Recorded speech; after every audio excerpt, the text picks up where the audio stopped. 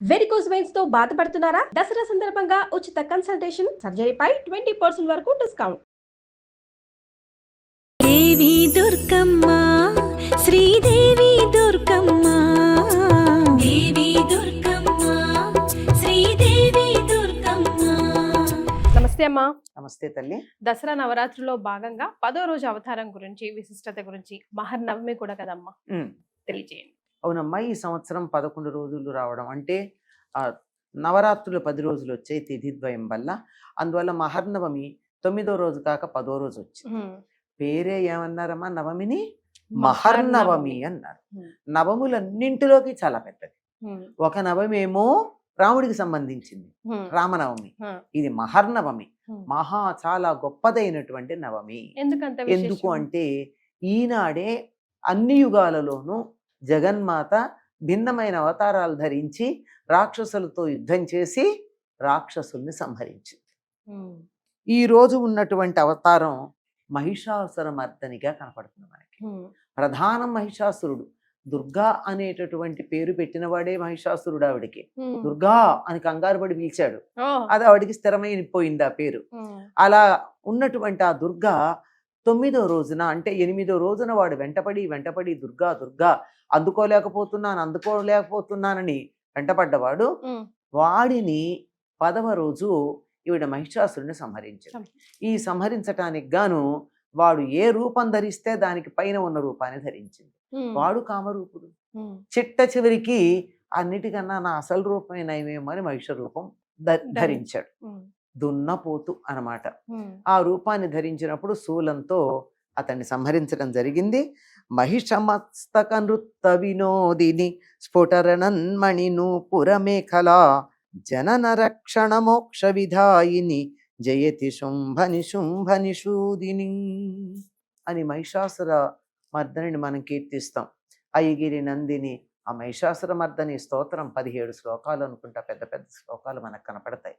ఇంకా ఎలా ఉంటే అసలు దాంట్లోనే ఆ శ్లోకాలు చదువుతుంటేనే యుద్ధం చేస్తున్నటువంటి మన కథం తొక్కుతున్నట్టుగా మనకు కనపడుతూ ఉంటాయి. అటువంటి మహిషాసుర మర్దని అవతారంగా జగన్మాత ఈనాడు మనకి కనపడుతూ ఉంటుంది. కిరీటాన్ని ధరించి అన్ని చేతుల్లోనూ ఆయుధాలు, ప్రధానంగా చేతిలో శూలాన్ని ధరించి కింద మహిషుడు అంటే దున్నపోతు రూపంలో ఉన్నటువంటి ఆ రాక్షసుడు కింద ఉండగా కనపడేటటువంటి రూపంలో మనకి దర్శనమిస్తుంది ఈవిడ మహిషాసుర మర్దని. సో అమ్మ ఐగిరి నందిని విశేషం ఏంటమ్మా? ఆ పాట మొత్తం కూడా అమ్మల్ని కీర్తించడం, అమ్మ యొక్క మహిషాసుర మర్దనానికి సంబంధించిన విశేషాలే. ఆవిడ మొత్తం అమ్మవారికి సంబంధించిన విశేషాలన్నీ అందులో ఉంటాయి. గిరి నందిని, అయ్యి అంటే ఓయ్, ఆ అని పిలుపు అన్నమాట. గిరి నందిని పర్వతరాజపుత్రి, నందిత మీదిని సంతోషాన్నంతా కూడా భూమండలాన్నంతా సంతోషపెట్టేది అని చెప్తూ ఆవిడ్ని కీర్తించడం మనకు కనపడుతుంది అనమాట. సో ఈ రోజు 10వ రోజు కూడా ఆయుధ పూజలు అవి చేస్తూ ఉంటారు. అవునమ్మా. ఎందుకు ఈ రోజే విశేషం? మహర్నవమి నాడు ఆయుధ పూజలు చేస్తారు. ఎందుకంటే ఆయుధాలు సమయానికి అందుబాటులో ఉండి అందుబాటులో ఉన్నటువంటి ఉపయోగపడితే కదమ్మా యుద్ధం చేయడం జరిగేది.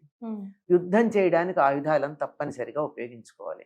మన సనాతన ధర్మంలో వ్యక్తులకి దేవతలకి ఎంత ప్రాధాన్యం ఉందో ప్రకృతికి వస్తువులకి కూడా అంత ప్రాధాన్యం ఉంది. అందుకని ప్రకృతికి ఏమో రేపు జమ్మి కొట్టడానికి పెడతారు, ఇవాళ ఏంటి ఆయుధ పూజ చేస్తారు. అందరూ తమ తమ ఆయుధాలని సిద్ధపరుచుకోవాలి. ఎందుకంటే ఆఖరి రోజు యుద్ధం అందరూ సిద్ధంగా ఉండాలి కనుక ఆయుధాలని పదును పెట్టుకుని సిద్ధంగా ఉంచేటటువంటి కార్యక్రమం. అందుకని ఆయుధ పూజ చేస్తారు. ఇప్పటికి మన సైన్యం కూడా మహర్నవమి నాడు వాళ్ళ ఆయుధాలన్నింటినీ పూజిస్తారు. ఈ రోజుకి మన సైన్యం అంతా కూడా ఈరోజు ఆయుధ పూజ చేస్తారు.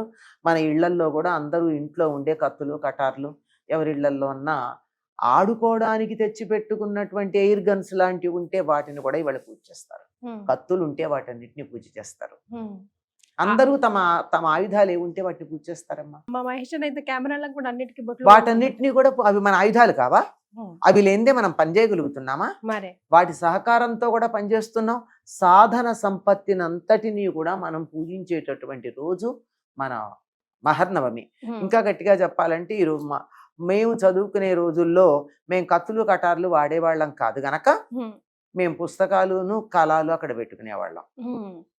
మరీ చిన్నప్పుడు జామెట్రీ బాక్స్ పెట్టుకునేవాళ్ళం, అది మా ఆయుధం కదా, జామెట్రీ బాక్స్ స్కేల్. ఇప్పుడు కావాలంటే ల్యాప్టాప్ పెట్టుకోవచ్చు. పెట్టుకొని మన కానీ భావన ఎలా రేపోటి గుర్తు పెట్టుకోండి అందరూ సరదాగా, మనం బాగా వాడేది సెల్ ఫోన్ గనక పూజ చేసిన తగ్గించి రేపు పొద్దుడి దాకా సెల్ ఫోన్ వాడకుండా ఉండడం ఎంత బాగుంటుందో ప్రపంచం. ఎస్. అయితే పూజ చేసేటప్పుడు మన ఆయుధాలకి మనకు ఉండాల్సిన భావన ఎలా ఉండాలమ్మా? అంటే అవన్నీ వాటి సహకారం లేనిదే నేను చేయలేను. నేను అహంకరించకూడదు, నేను చేశాను అని అనుకోవడానికి వీల్లేదు. పరీక్ష రాయడానికి వెళ్ళినటువంటి విద్యార్థికి పెన్ హఠాత్తుగా ఆగిపోయింది అనుకోండి, ఏమవుతుంది? వచ్చినవన్నీ మర్చిపోతాం. అసలు కాసేపటికి ఇలా పూర్వం అయితే ఇంక పెన్లు అయితే ఇట్లా విదిలించేవాళ్ళం, ఇప్పుడు ఏదో రకాలు ఏవో చేస్తా, ఏది చేసినా ముందైతే షాకేనా మరే. కనుక అవన్నీ కూడా తప్పనిసరిగా మాకు సహకరించాలి. దీంట్లో ఉన్నది కూడా నువ్వే కదా, మా బ్రహ్మ పిపీలికాది పర్యంతం ఉండేది నువ్వే కదా.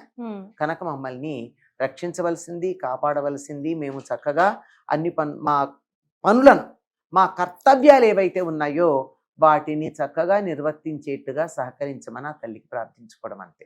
ఎస్. సో ఇండైరెక్ట్ గా అమ్మవారి అవతారం మనకి ఏం చెప్తుంది అయ్యా అని అంటే, always be thanks, thankful, be thankful. English లో ఏం చెప్తారు? కౌంట్ యువర్ బ్లెస్సింగ్స్ అంటారు. నీకు ఉన్నదాన్ని నువ్వు ఎప్పటికప్పుడు లెక్క కట్టుకుంటూ నాకు ఇంత ఉంది ఇంత ఉంది అని ఆనందిస్తూ ఉండు. లేని దాని గురించి ఎందుకు ఆలోచిస్తావు?